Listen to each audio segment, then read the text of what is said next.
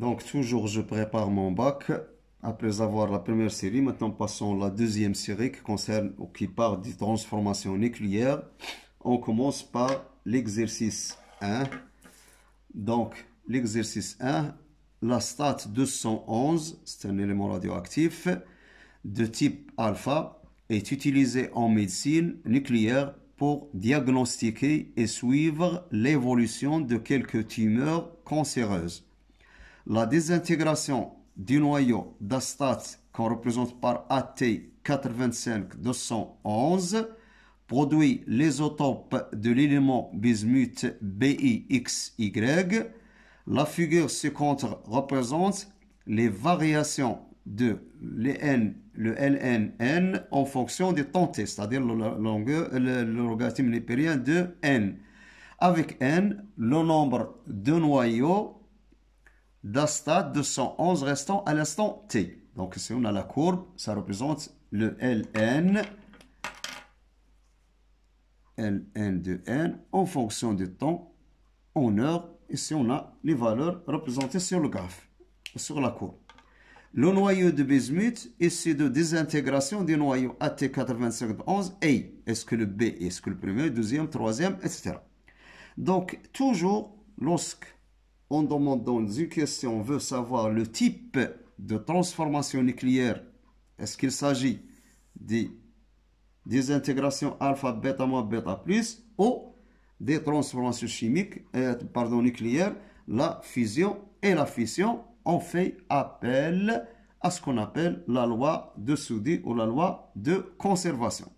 Donc, dans ce cas-là, la réaction, on peut l'écrire sous cette forme-là. Donc, on a la stat, le AT85211 est un élément radioactif de type alpha, qui nous donne l'alpha, c'est l'hélium 2,4, et un noyau de bismuth Bi de valeur X et de valeur Y inconnue.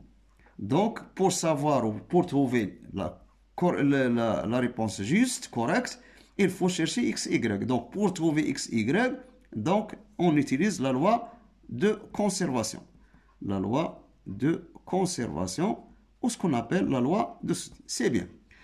Donc, la loi de Soudy ou la loi de conservation, au cours d'une transformation nucléaire, quelle que soit cette transformation nucléaire, il y a conservation du numéro A et la conservation du numéro Z, c'est-à-dire l'ensemble des valeurs de A avant la transformation, il faut que ce soit égal à la somme des valeurs de A après. Même chose pour Z. Donc, directement, 211 est égal à 4 plus Y, 85 est égal à 2 plus X, ce qui implique que Y est égal à 211 moins 4 et X est égal à 85 moins 2, ce qui implique que Y est égal à 207 et X est égal à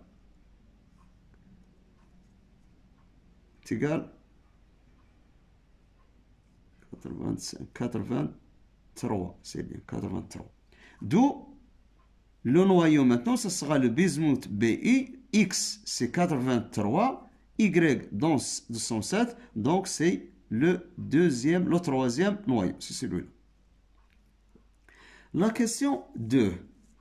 Dans la question 2, la demi-vie de la stat T1,5. Est-ce que 4,19, 7,17, 5,5 ou 27,3 heures? Donc, dans ce cas-là, pour déterminer le T1,5, bien sûr, on n'a pas de moyen, seulement le graphe. On a devant nous le graphe. Donc, d'après le graphe, on a la fonction ln de n en fonction de t est une fonction affine décroissante, c'est-à-dire de la pente, c'est négative. Donc, pour trouver l'expression de ln t numériquement, théoriquement, on va utiliser la loi de désintégration. La loi de désintégration, c'est n est égal à n0, l'exponentielle de moins lambda t, pour savoir qu'est-ce que représente cette pente-là. On fait introduire le ln, bien sûr, ce sera le ln de n, est égal à ln de n0, l'exponentielle moins lambda t.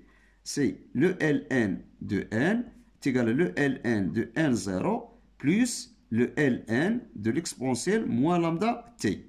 Donc le ln est égal à ln de n0 plus moins, pardon, parce qu'on a lambda, moins lambda t fois ln de e. Donc le ln de e est égal à 1. Enfin, on trouve que ln de n est égal à ln de n0 moins lambda t. Donc, l'expression de ln est égale à ln0 moins lambda t, c'est une fonction affine de pente moins lambda. Donc, dans ce cas-là, on a la pente est égale à moins lambda. Donc, la pente est égale à moins lambda. Graphiquement, est égale à quoi est égale la pente? Est égale la variation de ln, c'est-à-dire delta ln, sur la variation de delta t. Donc, est égal graphiquement delta ln sur delta t. Donc, moins lambda est égal. Delta ln, c'est la différence, c'est 37, 65, moins 37, 94. Sur delta t, c'est 3, moins 0. Donc, on trouve enfin que la valeur de lambda, de lambda est égale à une valeur qu'on va calculer, bien sûr, pour savoir sa valeur. Donc, dans ce cas-là, on trouve, d'après calcul, que lambda est égal à peu près 0,0426. C'est la constante de désintégration qui est égale, le temps ici, c'est le heure moins 1, c'est l'inverse de temps. On sait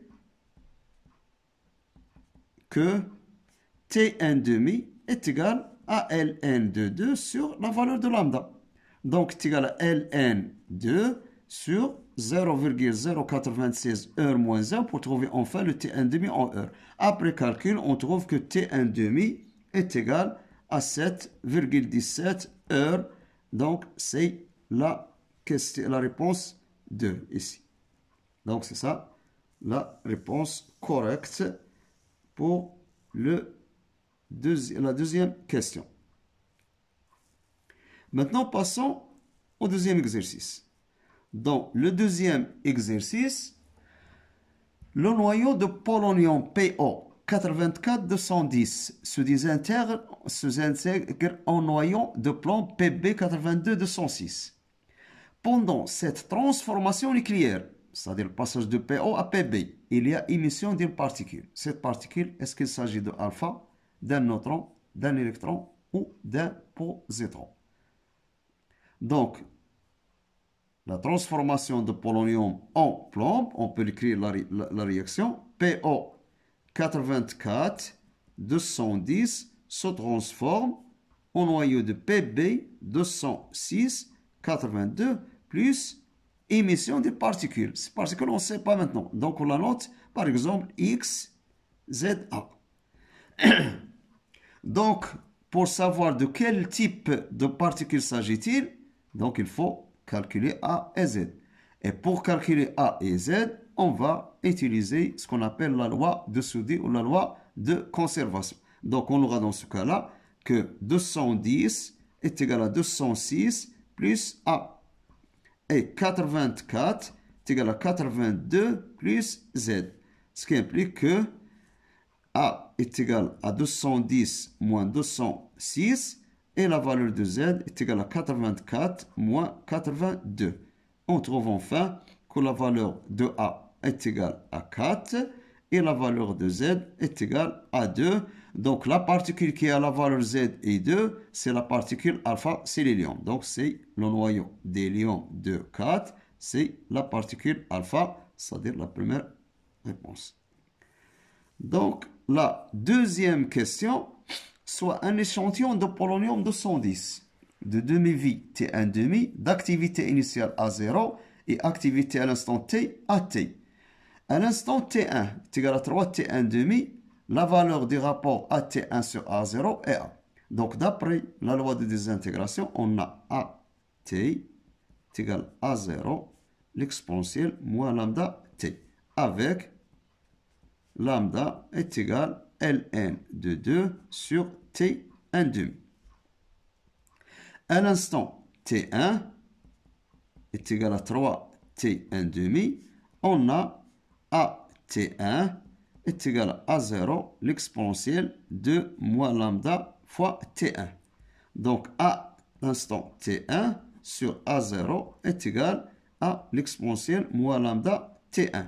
Avec T1, c'est la constante de désintégration qui est égale moins ln de 2 sur T1 demi fois T1.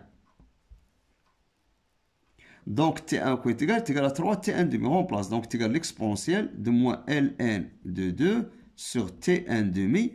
T1, c'est 3 fois T1 demi. On simplifie par T1 demi. Ça reste l'exponentielle de moins 3 ln 2. Après calcul, on trouve que A à l'instant T1 sur A0 est égal à 1 sur 8. Donc, c'est la réponse 3.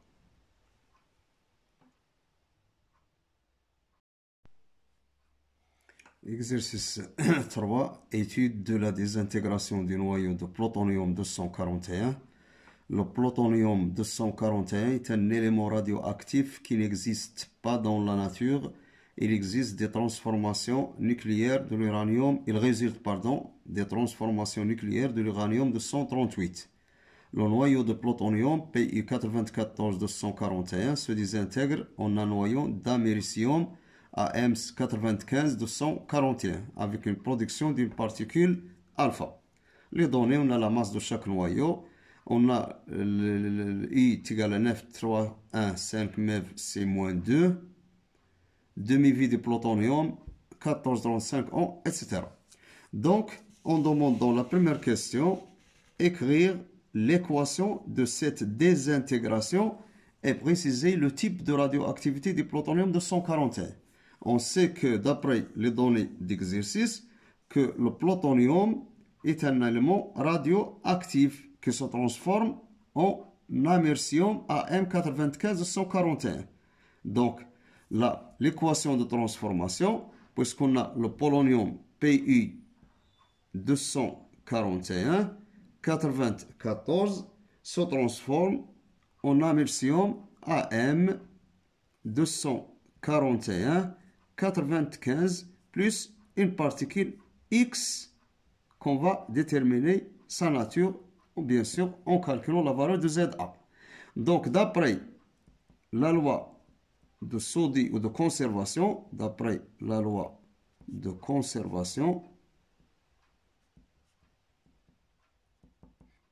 on a le système 241 est égal à 241 plus A. Et 94 est égal à 95 plus Z. Donc la résolution de ce système nous permet de trouver que A est égal à 0 et Z est égal à moins 1. Donc la particule qui a la valeur Z moins 1 et 0, c'est l'électron. Donc E0 moins 1. Donc l'équation, le type de radioactivité, c'est bêta moins. Donc puisque la transformation se fait avec émission d'un électron, donc c'est de type bêta moins. La deuxième question, calculer en MeV l'énergie libérée lorsqu'un seul noyau de polonium se désintègre. Donc d'après l'équation de la réaction, on a le polonium, l'américium et l'électron. Donc l'équation, on peut écrire ici, ce sera le polonium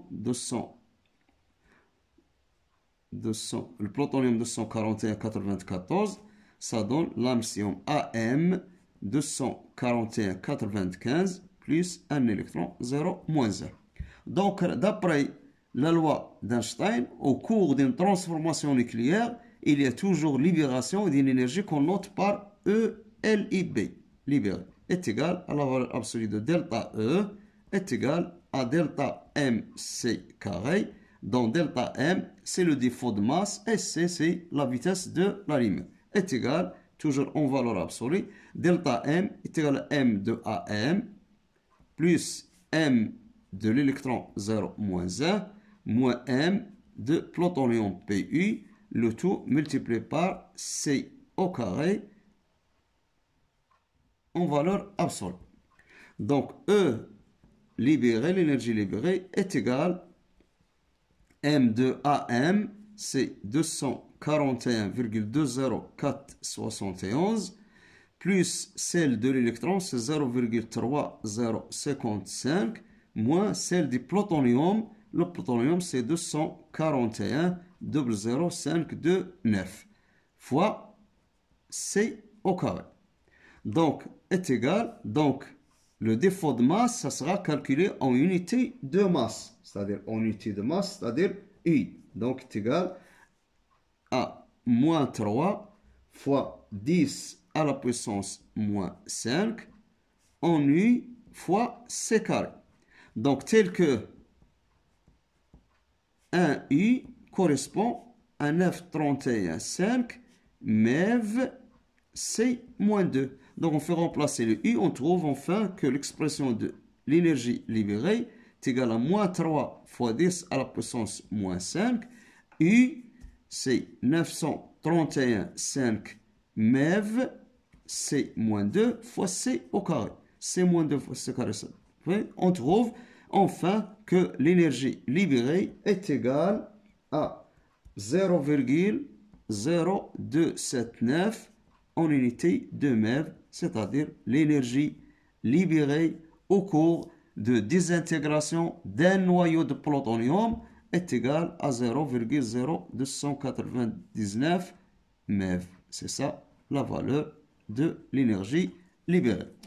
La troisième question, l'activité initiale d'un échantillon radioactif de plutonium est A0 est égal à 3,6. Trouvez l'activité A de cet échantillon à la date T. Donc, d'après la loi de désintégration, on a le A à l'instant T, c'est-à-dire A de T, qu'on cherche, est égal à A0, l'exponentielle de moins lambda T, avec lambda est égal à N2 sur T, N2. Donc, A à l'instant T qu'on cherche est égal à 0, l'exponentielle de moins ln de 2 sur T1 demi, le tout multiplié par T. C'est ça l'expression en fonction des données de l'exercice.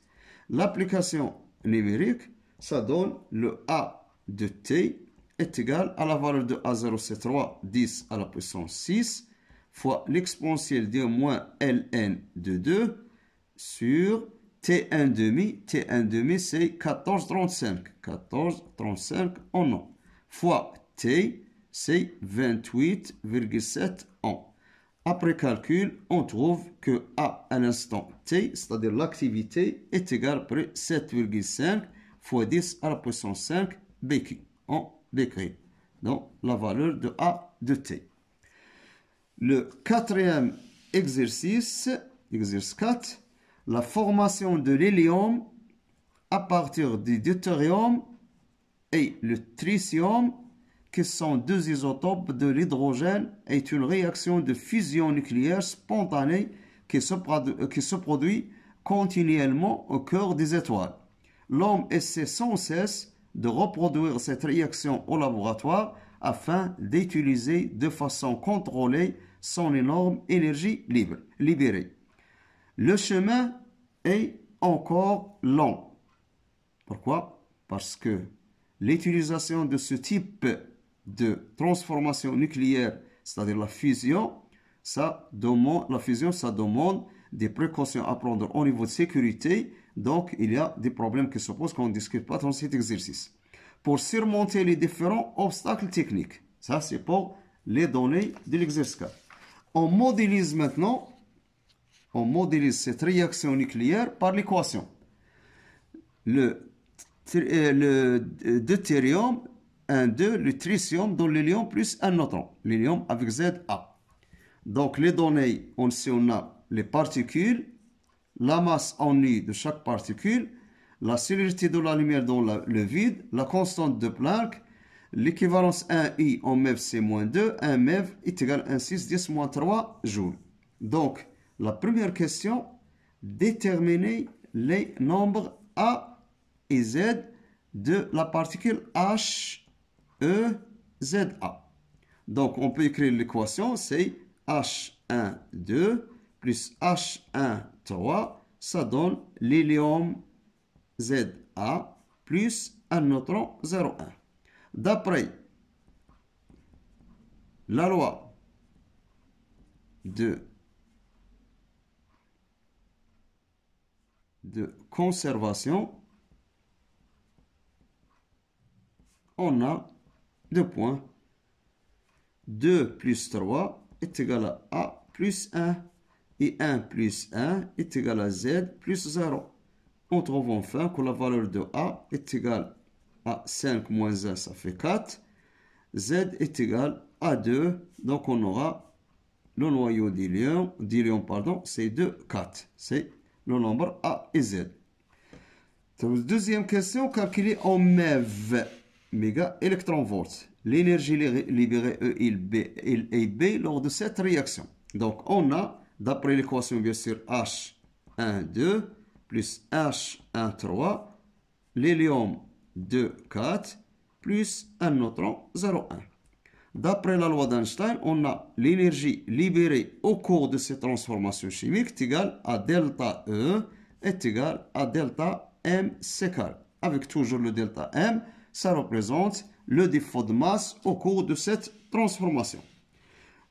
Donc, E libéré au cours de cette transformation est égal. Delta M, c'est la masse du neutron plus la masse du noyau d'hélium moins la masse du noyau de deutérium 1,2 moins celui du tertium, c'est le H1,3, le tout multiplié par C carré en valeur absolue. Application numérique, libéré est égal à quoi? Est égal le M du neutron, c'est donné. Neutron, c'est 1,20866 plus celui de l'hélium, c'est 4,00150 moins M de deutérium, c'est 2,01355 moins la masse de tritium, c'est 3,01550, le tout fois C au carré en valeur absolue.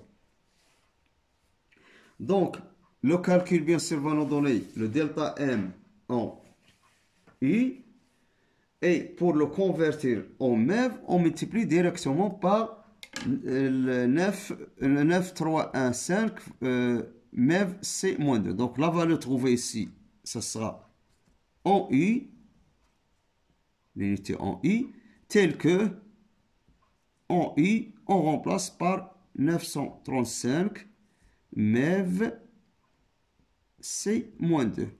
Pour que soit simplifié C2, C-2, il reste l'unité en MeV. Donc, directement, on trouve que l'énergie libérée est égale à la valeur 17,6 MeV. C'est ça, la valeur de l'énergie libérée au cours de cette transformation nucléaire. C'est la fusion qui se passe dans les étoiles. Troisième question. La troisième question, on suppose que toute l'énergie libérée, c'est-à-dire ELB, est transformée en rayonnement électromagnétique.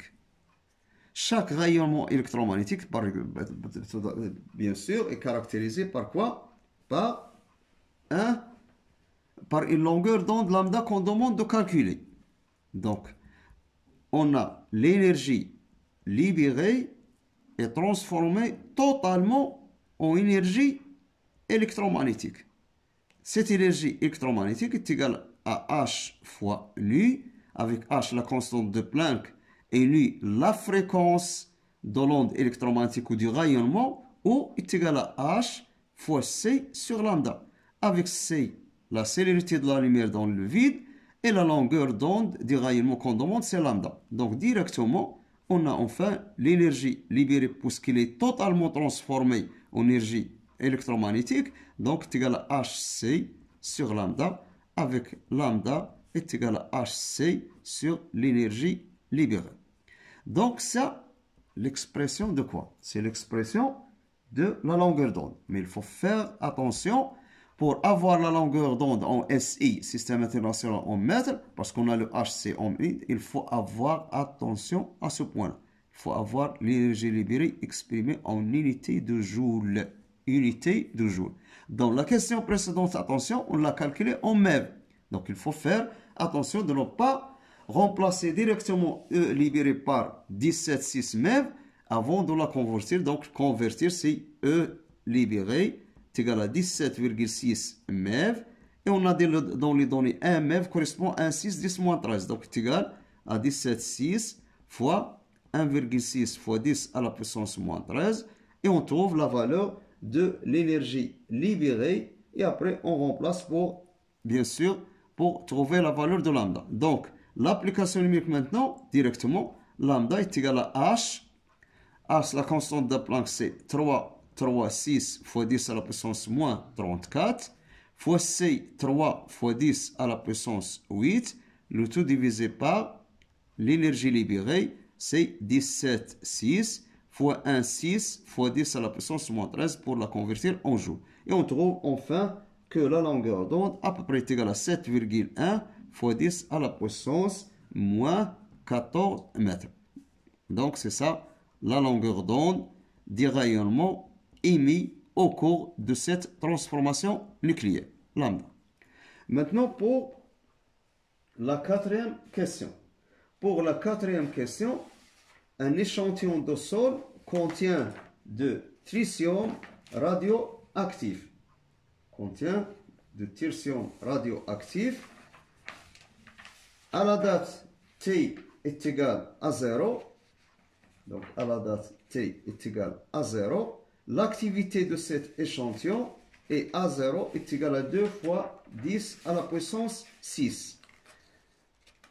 À l'instant de date T1 est égal à 4 ans, 4 ans, cette activité devient égale à A1 est égale à 1,6 fois 10 à la puissance 6 becquerel. Déterminer l'activité A2 de cet échantillon à l'instant de date T2 est égal à 12,4 ans.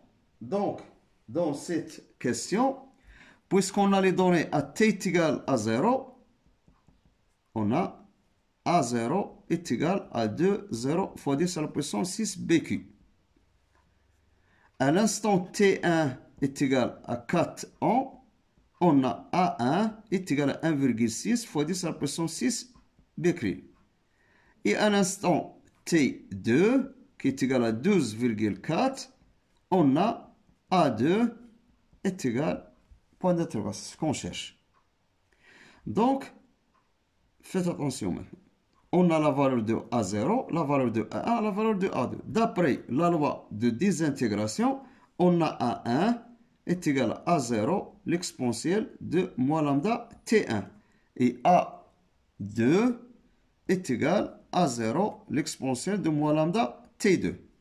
Puisqu'on a A1, c'est connu, T1 connu, T2 connu, on cherche A2, mais on a une autre inconnue, c'est lambda. Donc, pour trouver la valeur de lambda, on va l'en déduire à partir de la relation 1. Donc, si on a la relation 1 ou l'équation 1 et l'équation 2. Donc, l'équation 1, on a le A1 sur A0 est égal à l'exponentielle de moins lambda T1. On fait introduire le ln. ln de A1 sur A0 est égal à moins lambda T1.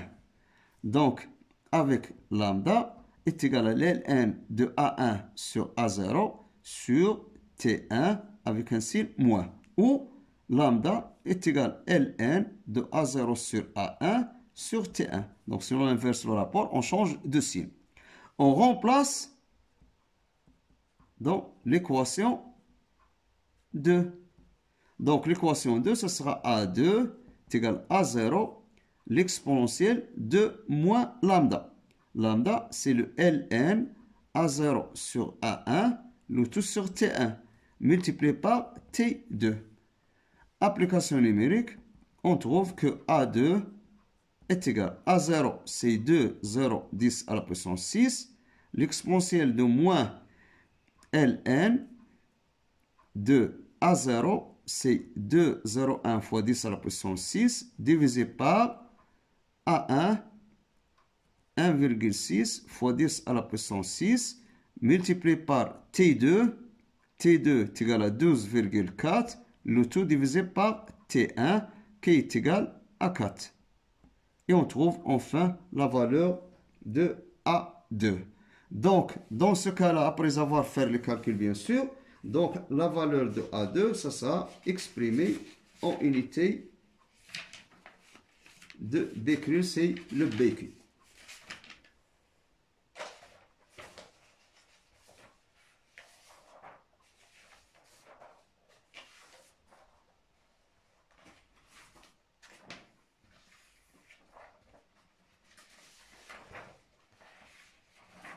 Donc, après calcul, bien sûr, on trouve que le A2, enfin, le A2 est égal à peu près 1 fois 10 à la puissance 6 BQ. Et c'est ça la valeur de A2. Donc, qui est donné en BQ. Maintenant, passons à l'exercice suivant, c'est l'exercice 5. Donc, dans cet exercice 5, la datation du carbone 14 est l'une des techniques adoptées par les scientifiques pour déterminer l'âge de quelques fossiles et des roches. Le taux de carbone 14 reste constant dans l'atmosphère et dans les êtres vivants. Lorsque ces derniers meurent, ce taux diminue à cause de la radioactivité. Cet exercice a pour objectif l'étude de la radioactivité du carbone 14 et son utilisation par la datation. Donc on sait que le but de cet exercice, c'est dater une roche, c'est-à-dire utiliser le carbone 14, puisqu'on sait que le carbone 14 reste constant dans les corps des êtres vivants et diminue lorsque cet être vivant meurt. Donc, les données, on a demi-vie de carbone 14, c'est 5,70 ans. Une unité de masse atomique, c'est 931,5 MeV. Le tableau se donne les noyaux, le carbone, l'azote, l'électron, leur masse en U. La radioactivité de carbone 14 pour la première question. Le nucléide de carbone C614 est radioactif et sa désintégration conduit au nucléide d'azote 714. Donc le nucléide de carbone 14 est radioactif et sa désintégration conduit au nucléide d'azote N714. Écrire l'équation de cette désintégration et donner le type de la radioactivité. Donc on a l'équation de la réaction carbone 614 se désintègre en azote 714 plus une particule qu'on cherche à déterminer sa valeur de Z et A. D'après la loi de conservation, on a le système toujours. Donc 14 est égal à 14 plus A. 6 est égal à 7 plus Z. La résolution de ce système, ça donne le A est égal à 0 et Z est égal à moins 1. La particule qui a la valeur Z moins et A est égal à 0, c'est l'électron de symbole 0 moins 1, c'est la particule bêta moins. Donc le type de radioactivité, donc la radioactivité est bêta moins. C'est bien. Donc c'est la radioactivité bêta moins. Donc la question 2, 1, 2, on demande de donner la composition du noyau fils. Le noyau fils, c'est le noyau NZ14. Le noyau fils, c'est le noyau qu'on obtient à partir de cette désintégration. Donc, on a le noyau fils. Donc, on a le noyau fils, c'est le N714. Lorsqu'on dit la composition du noyau, c'est tout simplement déterminer le nombre de neutrons et le nombre de protons. Donc, on commence par le nombre de protons. Et ici, on connaît que le nombre de protons est Z est égal à 7. Le nombre de neutrons est A moins Z qui est égal à 14 moins 7 qui est égal à 7. Donc, ce noyau fils-là contient 7 protons et 7 neutrons. Calculer en MeV l'énergie delta E résultant de la désintégration du noyau du carbone 14. Donc l'équation maintenant c'est le carbone 14 qui donne l'azote ou le nitrogène plus 0 moins 1. D'après la loi d'Einstein, on a delta E est égal à delta M fois C carré est égal à M d'azote N plus M de l'électron 0 moins 1 moins celle du carbone 6, 14, le tout fois C au carré. Application numérique, ça donne le delta E est égal M d'azote, c'est 13, 9, 9, 9, 2, plus celle de l'électron 0, 3, 0, 5, moins celle du carbone, c'est 13, 9, 9, 9, le tout fois C au carré. Donc, lorsqu'on remplace la valeur de delta E qui est égale à 13, etc. pour chacun d'eux, toujours on a le delta M sera calculé en unité de U. Avec 1 U est égal à 931,5 MeV C moins 2. Donc c'est pour cela qu'on va multiplier directement par 937 valeur par 931,5 MeV C2. Simplifié, on trouve enfin que le delta E, ça sera exprimé en MeV, est égal à peu près 0,18 MeV avec un signe moins. Si on veut l'avoir en enveloppe, on enlève le moins. Donc c'est ça la valeur de delta E. La question 2. Donc dans la question 2, la datation du carbone 14, c'est-à-dire l'utilisation maintenant du carbone 14. Des archéologues ont trouvé une statue en bois dont l'activité est 135 BQ, sachant que l'activité d'un morceau de bois contemporain de même masse et de même type de bois dont est faite à la statue est 165. Donc on a deux valeurs d'activité, 135 et 165. Bien sûr, parce qu'on sait au cours de désintégration et la diminution du nombre de noyaux, diminution de l'activité, c'est l'activité la plus grande, c'est le A0. Donc ceci, on a A0 est égal à 165 BQ. Et B, puisqu'il diminue en fonction du temps, ça sera plus petite, 135 BQ. Déterminer en nom l'âge approximatif de la statue de bois, c'est-à-dire déterminer à quoi est égal T. Donc, pour déterminer T, bien sûr, on va utiliser la loi de désintégration. Cette loi de désintégration, qu'est-ce qu'elle donne? Il nous donne A est égal à 0, l'exponentielle de moins lambda T. On a le A0, on n'a pas de lambda, et on cherche le T. Donc, on va faire intervenir le Ln. Donc, Ln, donc ce sera le Ln de A est égal à le Ln de A0 plus moins lambda T fois Ln de E. Et le Ln de E, on connaît toujours, est égal à 1. Enfin, on trouve le Ln de A est égal à Ln de A0 moins lambda T. Avec lambda est égal à Ln de 2 sur T 1 demi. Donc, ce sera le Ln de A est égal à le Ln de A0 moins lambda T. On fait passer le lambda T de l'autre côté, on aura lambda T est égal à Ln de A0 moins Ln de A. Donc, T est égal à Ln de A0 moins Ln de A. Ceci, on peut la remplacer par Ln de A0 sur A, c'est la même chose. Le tout divisé par lambda, donc, est égal à Ln de A0 sur A, si vous voulez, sur lambda, c'est Ln de 2 sur T 1 demi. Donc, le T, application numérique, le T est égal le Ln de A0 sur A, c'est 165 sur 135, le tout divisé par Ln de 2,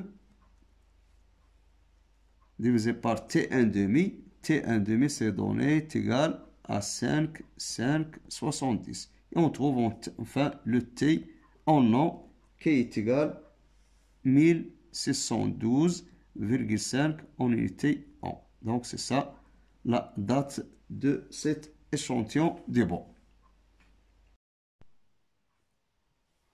Donc pour l'exercice 6, Il s'agit d'un réacteur nucléaire fonctionnant avec de l'uranium enrichi qui est constitué de P égale 3% de l'uranium-35 fissible, c'est-à-dire qui subit le phénomène de la fission nucléaire, et P égale 97% de l'uranium-238 non fissible. La production de l'énergie au sein de cette centrale nucléaire est basée sur la fission de l'uranium-235U bombardé par des neutrons donnés. On a les données, c'est-à-dire la masse de chaque noyau. Première question, et la réaction de la fission d'uranium fissible 235 et N est égal à l'uranium plus de l'uranium 235 dans le CR94 plus le xénon 140 plus X N1. N01, pardon. Donc, la première question, on demande de déterminer la valeur de Z et celle de X. Donc, pour déterminer ces deux valeurs inconnues, donc on va utiliser la loi de Saudieu, ce qu'on appelle la loi de conservation. Donc, on peut écrire d'après la loi de conservation. Donc, d'après la loi de conservation ou loi de Saudieu, on a, bien sûr, on a un système. Donc, 1 plus 35 est égal à 94 plus 140 plus x fois 1. La deuxième équation concernant z, c'est 0 plus 92 qui est égal à z plus 54 plus x fois 0. Donc, le système devient 1 plus, ça fait 236. 94 plus 140, ça donne 234 plus x. 92 est égal à z plus 54 plus x fois 0, c'est 0. Donc, la résolution de ce système, ça donne la valeur x est égale à 236 moins 234 et z est égal à 92 moins 54. Donc, enfin, on trouve que x est égal à 2 et la valeur de z est égale à 38. Et on peut écrire l'équation maintenant de la fission nucléaire de 135. C'est N01 plus 235,92, c'est-à-dire l'uranium fissible, qui donne le SR 94Z est égal à 38 plus 140,54 pour le XE plus la valeur de X, c'est 2 fois 2 neutrons 1, 0. Donc c'est ça, enfin, l'équation de la réaction de la transformation de l'uranium fissible 235. La deuxième question, pour la deuxième question, on demande de calculer en joules, faites attention aux unités, en joules, delta E0, c'est l'énergie libérée par la fission de M0 est égal à 1 gramme. Bien sûr, toujours de l'uranium fissible 235. C'est pour calculer l'énergie libérée par une masse quelconque M, donc il faut tout d'abord commencer par calculer l'énergie libérée par la fission d'un seul noyau d'uranium 235. Donc, ce cas, on va calculer, donc si on va calcul de l'énergie libérée par la fission d'un noyau, bien sûr, de l'uranium 235, d'un noyau d'uranium 235 qu'on va noter delta E en valeur absolue. Donc, d'après la loi d'Einstein, on a delta E est égal à delta M fois C au carré. Delta M, c'est le défaut de masse de la réaction, donc est égal la valeur absolue de la masse, la somme des masses des réactifs, moins des produits, moins celle des réactifs. Donc, on aura la masse de SR, entre parenthèses, plus la masse de XE, plus 2 fois la masse d'un neutron, moins la masse d'un neutron, moins la masse de l'uranium 235 fissible. Le tout fois C au carré en valeur absolue. Donc, on trouve, d'après l'application numérique, on remplace la masse de SR, c'est donné, c'est 93,8,9,4,5 plus celle de XE, l'excellent c'est 139, 8, 9, 20, plus 2M moins un seul M, ce sera un seul M, c'est-à-dire la masse d'un neutron c'est 1,0087, moins la masse de l'uranium c'est 234, 9, 9, 35, le tout multiplié par C au carré. Donc on trouve enfin que delta E, donc le calcul ça nous donne moins 0,188 en U fois C carré, avec un U correspond à 931,5 MeV C moins 2. Donc on remplace le 1U par sa valeur. Donc ça sera delta E est égal moins 0,198 fois 931,5 MeV C moins 2 fois C au carré. On simplifie par C2 moins 2 C au carré, ça donne une valeur enfin, on trouve, qui est égale à 185 MeV. Pour la convertir en joules, on a dans les données, un MeV correspond à 1,6 fois 10 à la puissance 13, donc est égal à 185, qu'on multiplie par 1,6 fois 10 à la puissance moins 13, et on trouve enfin delta E, c'est l'énergie qui est égale à 185 multiplié par 1,6, ça donne 2,96 fois 10 à la puissance moins 12 joules. Donc celle-ci, c'est l'énergie libérée par la fission d'un seul noyau d'uranium fissible 235. Donc calcul de l'énergie. Et dans la question, on demande l'énergie libérée par la fission d'une masse M0. Donc maintenant, calcul de delta E0 qui est l'énergie libérée par la fission d'une masse M0 qui est égale à 1 gramme de l'uranium fissible 235.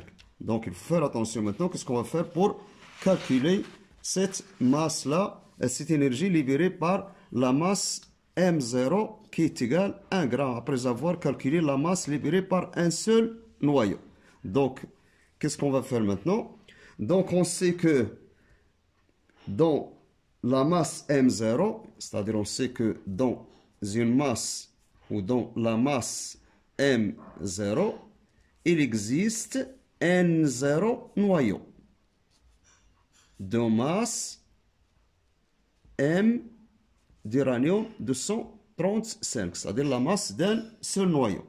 Donc, si on prend la masse M0, il est constitué par un ensemble, un nombre de noyaux qu'on note par N0. Chaque noyau a une masse M. Donc, la relation qui existe ici, c'est que N est égal à M0, c'est-à-dire la masse d'échantillon de la quantité de l'uranium sur la masse d'un seul noyau d'uranium 235. Donc on a ici N est égal à M0.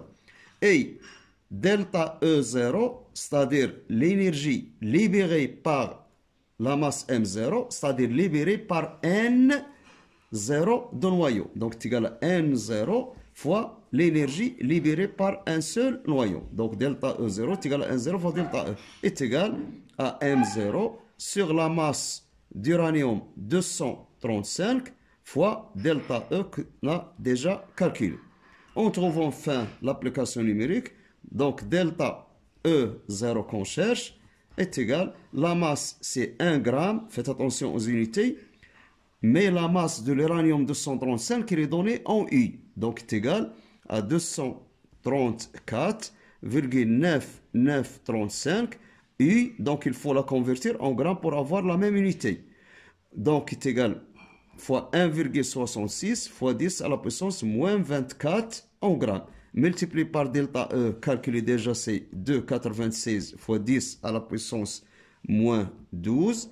Donc l'application numérique, ça nous donne enfin la valeur de delta E0 est égale à 7,57 fois 10 à la puissance 10 en joules. Et c'est ça la valeur demandée dans la question 2. C'est la valeur de l'énergie libérée par une masse M0 est égale à 1 gramme.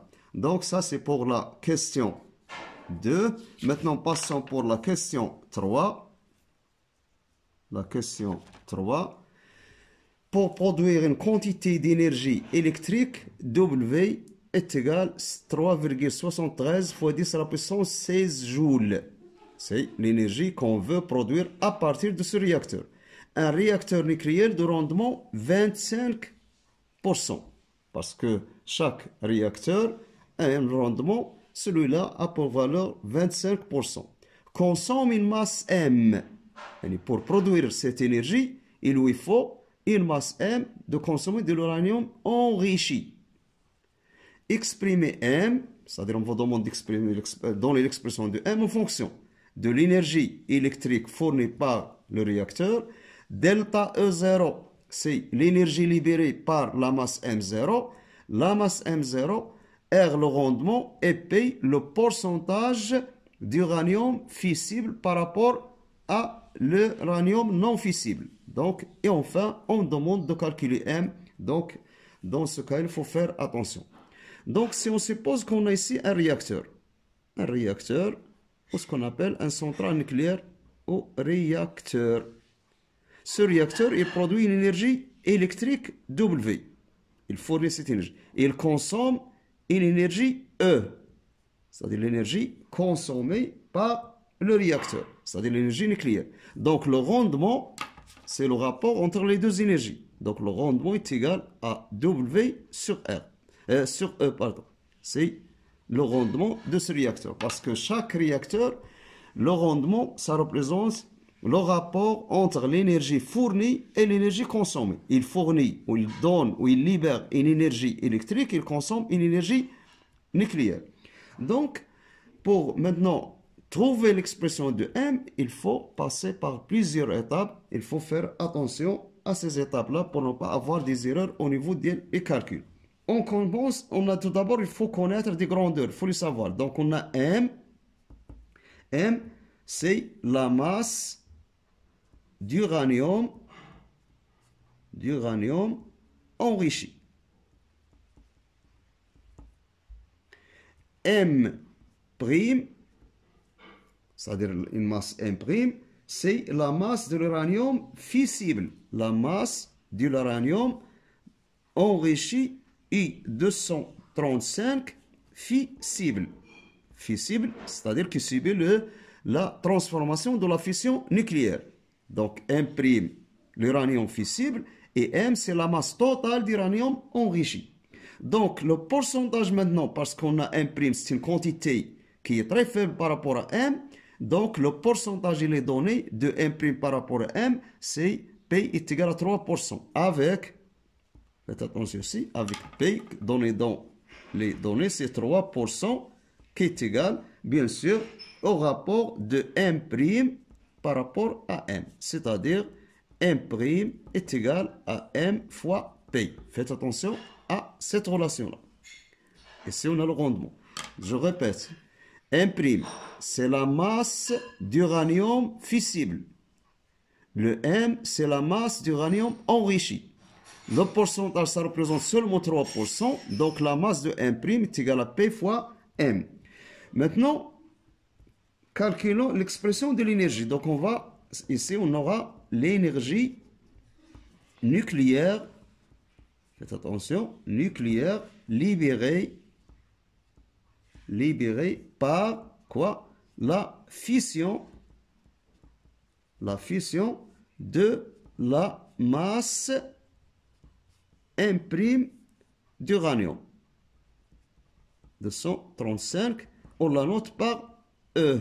C'est-à-dire l'énergie qu'on utilise dans le réacteur nucléaire. Donc le réacteur nucléaire a besoin d'une énergie E. Cette énergie E vient de quoi? De la fission de la masse de l'uranium fissible qui a subi le phénomène de la fission nucléaire. Donc dans ce cas-là, on aura le E est égal à M' sur la masse d'un seul noyau 235 fois delta E. Faites attention que delta E, déjà calculé dans la deuxième question, c'est l'énergie libéré par un seul noyau d'uranium fissible 235. Maintenant, l'énergie nucléaire libérée par la fission de la masse M0. La masse M0, on a trouvé que delta E0 est égal à la masse M0 sur la masse d'uranium 235 fois delta E. Donc, ces relations, on les trouvait déjà dans la question 2, c'est-à-dire la relation 1 et la relation 2. Donc, on a ici le E, l'énergie libérée au cours de la fission d'une masse M' dans le central nucléaire, et delta E0, c'est la masse libérée par la fission d'une masse M0. Donc, la suite maintenant, donc il faut conserver ces données-là, il faut faire attention. Maintenant, qu'est-ce qu'on va faire? On va remplacer quoi? Puisqu'on a ici deux relations, c'est la relation 1 et la relation E. Donc, on va remplacer delta E dans la relation 1. Delta E à partir de 2, parce qu'on ne demande pas dans la question de trouver une fonction de delta E, donc il faut faire disparaître ce delta E. Donc, qu'est-ce qu'on va faire maintenant? Donc, on va utiliser ces deux relations. Comment on va les utiliser? Donc, on va remplacer, on remplace delta E dans la relation ou dans l'équation 1. Donc, l'équation 1, on va remplacer le delta E. Donc, on aura dans ce cas-là, E est égal, c'est-à-dire la relation 1. E est égal à M' sur la masse d'uranium 235 fois delta E. Delta E qu'on va avoir à partir de la relation 2 qu'on a ici. Voilà la relation 2. Donc, delta E qui est égal à M d'uranium 235 sur M0 fois delta E0. Donc, on a maintenant l'expression de E en fonction de la masse M'. La masse du noyau d'uranium, on va la simplifier ici. Donc, il nous reste en fonction de delta 0. Donc, ce qui implique que E est égal enfin à M' sur M0 fois delta E0. Donc, E devient le E. Donc, en revenant à la relation qui donne le rendement en fonction de E. Donc, on a le rendement R est égal à W sur E, ce qui implique que E est égal à W sur R. Et M' est égal à M fois P. Donc, on remplace dans l'expression de E, on trouve que E est égal à M', c'est M fois P, sur M0 fois delta E0 est égal, E, on remplace E par W sur R. Donc, et on va tirer maintenant l'expression de M. Donc, on aura M fois P sur M0 fois delta E0 est égal à W sur R.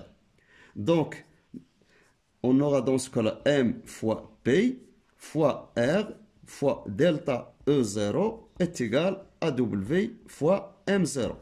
W, c'est-à-dire l'énergie produite par le réacteur.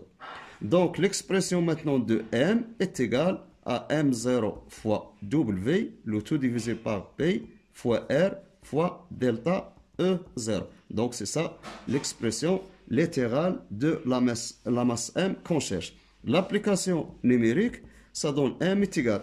M0, c'est 1 gramme. W, c'est 3,73 fois 10 à la puissance 16. Le tout divisé par P. La valeur de P, c'est 0,03. La valeur de R, 25%, c'est 0,25. Fois delta 0 déjà calculé, c'est 7,57 fois 10 à la puissance 10. Après calcul, on trouve que M est égal à 6,57 fois 10 à la puissance 7, bien sûr, en unité de l'unité internationale de la masse, c'est en grammes, qui est égal à 6,57 fois 10 à la puissance 4 en kilogrammes. Pourquoi on a trouvé ici la masse en grammes? Parce que la masse M0 est utilisée en grammes. Donc on va trouver la masse M de même unité que la masse M0. Donc c'est ça, la masse M qu'il faut avoir pour produire de l'énergie électrique qui est égale à 3,73 fois 10 à la puissance 16. Donc ça pour la question 3. Maintenant, on passe à la dernière question, c'est la question 4. Pour la question 4, dans ce réacteur nucléaire se trouve aussi une faible quantité de nucléoïde 234 qui est radioactive alpha. La mesure de l'activité radioactive à l'instant t est égale à 0 d'un échantillon d'uranium 34 a donné A0. Donc on a A0 est égal à 5,4 fois 10 à la puissance 8 BQ. Calculer la valeur de l'activité A de cet échantillon à l'instant t est égal à T1,5 sur 4. D'après la loi de désintégration, on a A à l'instant t est égal à 0 fois l'exponentielle de moins lambda t avec lambda est égal au logarithme de 2 sur T1,5 et l'instant t est égal à T1,5 sur 4. On remplace, on trouve que AT est égal à 0, l'exponentielle de moins lambda c'est logarithme de 2 sur T1,5 multiplié par T, c'est T1,5 divisé par 4. On simplifie, on trouve A0, l'exponentielle moins log de 2 sur 4. L'application numérique, on trouve AT est égal à 0, c'est donné ici 5,4 fois 10 à la puissance 8 fois l'exponentielle de moins log de 2 sur 4. Donc, par calcul, on trouve enfin que AT, c'est-à-dire l'activité à l'instant T, est égale à 4,54 fois 10 à la puissance 8 BQ. Et c'est ça, la valeur de l'activité nucléaire de cet échantillon à un instant T est égal à T1,5 divisé par 4.